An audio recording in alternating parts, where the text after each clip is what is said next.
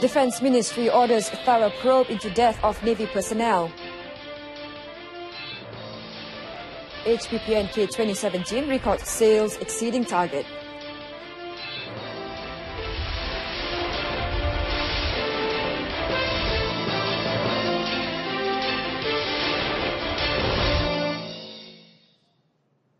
Good afternoon, thanks for joining us and you're watching News on 2. I'm Zalia Karin Ismail. The trial of two foreign women who face charges for allegedly murdering Kim Jong-nam, the half-brother of North Korean leader Kim Jong-un, started today at the Shah Alam High Court. The trial will last for 23 days, ending November 30th, and will be heard before Judge Dato Azmi Arifin. Now, the Vietnamese national Doan Thi Huong, aged 28, and Indonesian Siti Aisyah, aged 25, arrived at the court at about 8:05 a.m. today. And both suspects were brought to the court under tight security by the police personnel from the Special Task Force on Organised Crime, STAFOC. Approximately 80 journalists and photographers camped outside the court premises since 6 a.m. just to cover the trial. However, only 20 local and international media personnel were allowed in to cover the proceedings. No vehicles were allowed into the court grounds.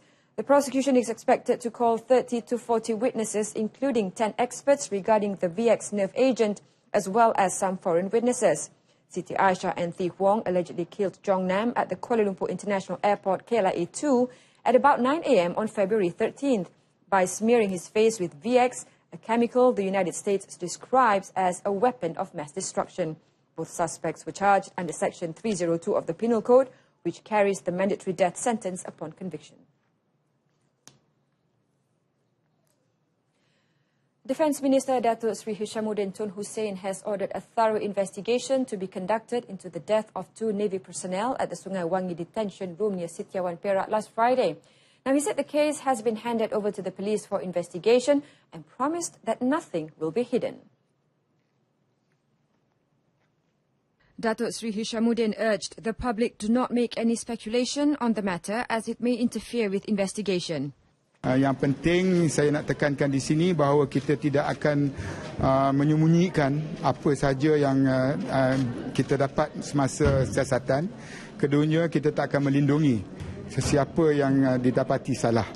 Sebab itu yang penting sekarang ialah untuk memastikan ada ketulusan, keadilan dan bagi pihak kementerian, pihak ATM, saya ingin menyatakan takziah kepada keluarga-keluarga mangsa dan saya janji selagi saya Menteri Pertahanan, we will get to the bottom of this. On Friday, Nik Muhammad Baihaki and Muhammad Lailatul Iman complained of exhaustion after performing physical training and were pronounced dead after receiving treatment at the detention room. It was confirmed that both personnel underwent a medical examination by a doctor and were in good health before they were sent to the camp. Post-mortem report from Raja Permaisuri Bainun Hospital revealed they both died from injuries caused by blunt trauma. The police have arrested 3 suspects to facilitate investigation in the case. The body of Malaysian student Shahira Amiruddin, who died in a road accident in Makassar, Indonesia on Friday, was laid to rest at the Muslim cemetery in Section 21 in Shah Alam at 10:05 p.m. yesterday. Her body arrived at the Kuala Lumpur International Airport KLIA from Jakarta, Indonesia at 6 p.m., accompanied by her parents Amiruddin Rahmat and Baharia Mat Shahir. Over 300 people performed the funeral prayers for Shahira at Surau Al-Jannah, Section 23 Shah Alam. According to Shahira's father, the family last met her during Aidilfitri this year, but Shahira, whom he described as a cheerful person, often contacted the family. His 2 other children, Surya Iskandar and Shazwani, who were also involved in the accident, were now in stable condition and were receiving treatment at Rumah Sakit Umum Pusat Dr. Wahidin Sudirohusodo, Makassar. Shazwani, dia agak kritikal lah selepas membuatkan 3 operation lah, major operation, di mana tangan dia patah masuk besi, kaki dia juga patah masuk besi, tapi alhamdulillah kaki dia boleh bergerak lah. Punggul dia pun tengah buat operation juga. So doktor kata kena tunggu dulu, mungkin dalam 2 minggu ke, insyaAllah baru boleh balik lah kalau apa pun. In the incident on Friday, Shahira with her 2 siblings who were visiting her were on a motorcycle riding around Tanjung Bira Beach before they were involved in an accident with a car. Shahira died at the scene due to severe head and neck injuries. The lack of awareness amongst the public regarding the importance of medical screen tests is one of the factors leading to local Malaysian women dying of cervix, ovaries and uterus cancer. According to the Health Minister, Datuk Sri Dr. S. Subramaniam, to date only 40% of women across Malaysia have undergone the pap smear test, an early prevention measure against cancer in the early stages. Datuk Sri Dr. Subramaniam said privacy concerns appear to be some of the main barriers why women are reluctant to go for early screening. However, he added that the Health Ministry takes into account the privacy aspects as all clinics, hospitals and mobile clinics are equipped with all the facilities needed to ensure the patient's comfort. Although we provide all the privacy which is needed, the people involved will be nurses most of the time, so I think that comfort we give. Even when we do medical screening programs. Datuk Sri Dr. Subramaniam was met at the National Gynecology Conference 2017 in Kuala Lumpur. Meanwhile, the Health Ministry is also deliberating the use of traditional medicine as an alternative treatment for cancer patients. However, detailed scientific study will be needed to prove whether alternative treatments can in fact cure cancer. Nations such as China and India have increased their scientific research of alternative medicine, and thus in Malaysia, more research needs to be done as well. After the discovery of 100 dead turtles in the village of Kampung Ambo-Ambo and Kampung Sampilan in Pulau Bumbung 4 days ago, 7 more dead turtles have been found on Pulau Mabul Sempurna.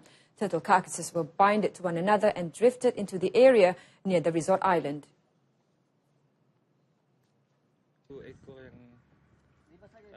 A video of the discovery was uploaded on Facebook. Meanwhile, the Sabah Wildlife Department JHL Director Agustin Tugu said that 4 JHL officers from Sempurna have been instructed to conduct further investigation into the discovery of the new turtle carcasses. JHL personnel from other regions were also directed to the site to carry out a large-scale investigative operation. The suspect has been identified and the arrest will be done when there is solid evidence.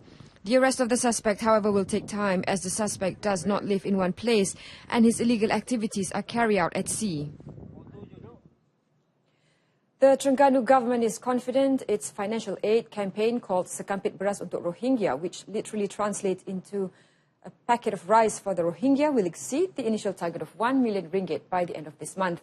Terengganu Menteri Besar Datuk Sri Ahmad Razif Abdul Rahman said the aid, which was launched on September 19th to assist thousands of displaced Rohingya, has already collected 600,000 ringgit. Saya yakin dan percayalah dengan kesungguhan dan dengan kreativiti yang telah dilaksanakan oleh Sekretariat ini, sudah pasti kita akan dapat mencapai sasaran kita lebih daripada apa yang kita targetlah. The campaign would be mobilized nationwide by the new Terengganu Transformation Volunteer Squad. The state government is also currently negotiating with Mercy Malaysia and Wisma Putra to send 50 volunteers to Bangladesh to carry out the humanitarian mission. Malacca Chief Minister Datuk Sri Idris Harun said the state's achievement in the housing sector is something to be proud of, reaching a home ownership percentage of 84.4%, making Malacca a dominant producer of the most affordable homes for Malaysians. Datuk Sri Idris said this simultaneously refutes the notion of some parties claiming that the house prices in Malacca are on the rise. Zanah Report, World Reports pada tahun 2016 ya, menyebut demystifying the affordable house in the country, mengatakan yang Melaka adalah negeri yang menyediakan rumah paling mampu dimiliki di seluruh negara. He said this to reporters after officiating the house models of the Merlimau Affordable Homes Project, RMM. RMM Merlimau provided 902 units of single-story terrace houses with prices ranging from 156 to 180,000 ringgit per unit, which are expected to be completed by August next year. Coming up next, India's Bajaj Auto to set up regional hub in Malaysia.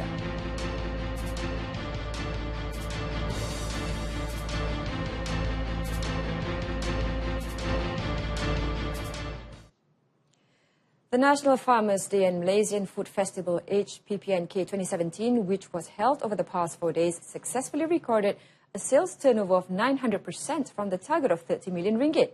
The Minister of Agriculture and Agro-Based Industry, Datuk Sri Ahmad Shabri Chik, said the proceeds of the sale in terms of trade and bank transactions had reached 270 million ringgit. Nilai jualan bank, transaksi bank sepanjang 4 hari HPPNK ini berjalan ialah sebanyak 270 juta. Dato' Sri Ahmad Shabri was speaking at the HPPNK 2017 closing ceremony held at Serdang, Malaysia Agricultural Expo Park, MIAPS. He added that the Agriculture, Horticulture and Agrotourism Maha 2018 will be held at the end of the school holidays next year on a larger scale.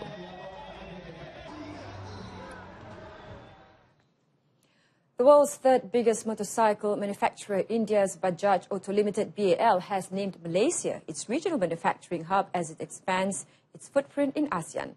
The tie-up with DRB Highcom Berhad Motosikal and Engine Nasional Sdn Bhd Modenas will be realised within the first quarter of 2018. The decision was driven by a conducive national manufacturing ecosystem and continued support from the government and relevant government agencies. According to BAL International Business President Rakesh Sharma, the rapidly growing Malaysian automotive industry and its high demand for two-wheel drive vehicles made Malaysia a suitable location for the company's expansion. This is not a greenfield plan. We are starting from CBU, we go to SKD, we go to CKD, then we localize certain processes, then we localize certain components. So there is a phased-wise progression of manufacturing over there. And what I mean is that if we can move from simple SKD to localization of certain processes, whatever the processes the team select, I would think that we should be able to do that in the next 6 months. The collaboration will be carried out in phases which include distribution and transfer of technology through the development of a specialized installation hub at Modenas factory located in Gurun, Kedah. 50,000 people are expected to visit Kelantan's Career and Entrepreneurship Carnival, which takes place on October 5th and 6th at Tunjung Rural Transformation Centre, RTC. International Trade and Industry Minister Dato' Sri Mustafa Muhammad said the East Coast Economic Region ECR Carnival, in collaboration with the Kelantan Federal Development Department JPP, was aimed at promoting the role of the federal government in developing the state. ECR telah tubuhkan lebih 10 tahun, telah banyak membantu pembangunan di Kelantan, Terengganu dan Pahang. Tetapi ramai Kelantan yang tidak mengetahui peranan besar ECR dalam pembangunan negeri ini, termasuklah peranan JPP. Maka kita nak adakan program ini. He said this after chairing an entrepreneur program meeting in Tunjung, Kota Baru, Kelantan. Some 5,000 jobs will be up for grabs at the Career and Entrepreneurship Carnival, which carries the theme Let's Go Into Business and Find Jobs. 200 booths involving 3 clusters, government, career and people, are provided during the 2-day carnival. Meanwhile, Prime Minister Datuk Sri Najib Tun Razak said with the absence of the Formula 1 race at the Sepang International Circuit starting next year, the circuit will not be left idle or risk becoming a white elephant project. On April 7th, Datuk Sri Najib in a statement announced that Malaysia will no longer host the F1 race next year after the government agreed to terminate the organising contract. The contract had to be terminated following sharp decreasing returns to the country compared to the organising cost. Because although we have benefited from hosting the F1, particularly during the early years, it has been a kind of a diminishing return for us.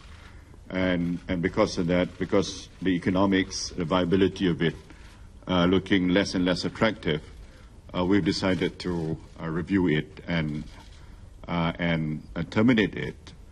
So I'd like to thank everybody who have been involved in the F1. Speaking at a press conference at the SIC Media Centre in Sepang, the Premier also noted that the government and through the race promoter SIC were currently in the process of formulating other events that will be showcased or carried out at Sepang Circuit. The Prime Minister and his deputy, Datuk Sri Dr. Ahmad Zaid Hamidi, were there to watch the finale of the F1 Petronas Malaysia Grand Prix 2017.